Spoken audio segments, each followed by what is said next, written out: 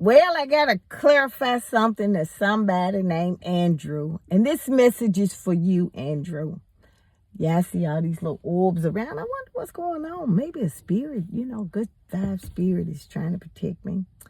Well, Andrew shared one of my videos and he said that, that poor people pay taxes and we agree. And then he made a comment and he said, well, white homeless people with no children, when they go to talking about things, they're called devils. Well, I want to clear that up, Andrew. And I think, you know what? Sharing is caring and education is knowledge. I didn't call you a devil. I called you a victim. And I want to go a little bit more. I'm going to go in as somebody. I'm going to take it in 3 different directions. Here's my first direction. You talked about a homeless person being with no children. Yeah.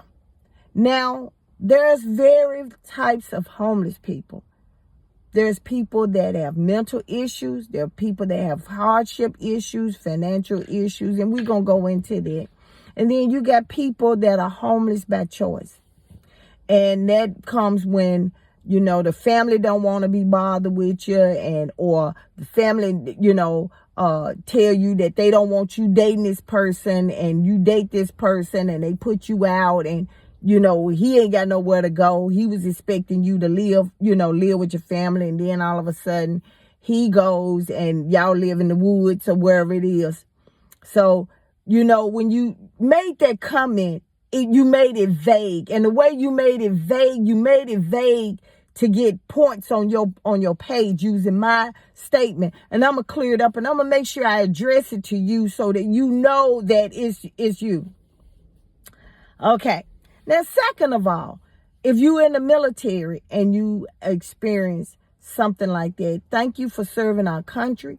And I advise you to continue to go to the VA services that even though Trump is cutting stuff out, the VA is still fighting for veterans and stuff.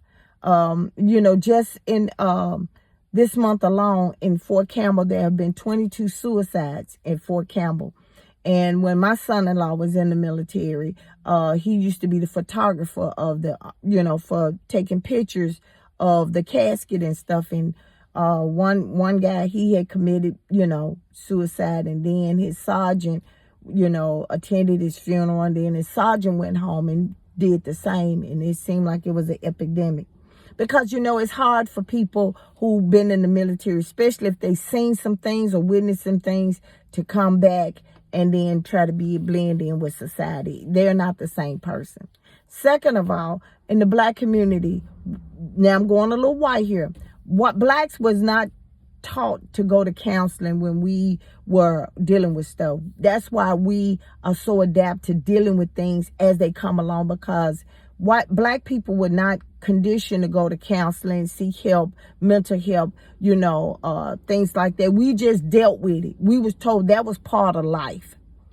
That was part of life, and as a result of that, we had to endure so much. That's why many black women have, we got tough skin because we've been so, I guess, numb to some of the things that we seem like to us it's a part of life, but we don't go and get mental health, our men don't. And that's something that, we need to talk about that. Even though Trump is cutting out mental health benefits and stuff like that. Now I'm going to say this as a parent. For you, if you didn't have them 2 conditions that I talked about, and you talk about a homeless white man with no kids, I'm going to tell you something. That's you being the victim now. That's poor decisions. That is a poor decision that you made, or you have some financial hardship. Because most white folks, no matter what situation they'll hire their own friends to work for them. They'll hire folks, friends, cousins to work, and friends, family to work. Because you know why? Because that's how y'all operate. I have yet to see a homeless person, a white person, be turned down for a home, even when they got bad credit. I have yet to see a white person without a job because their credit is bad, or some get jobs even when they got a felony on there. Yeah. The court system is even different because it's a white lady that ran over a Hispanic police officer, no, a white police officer here.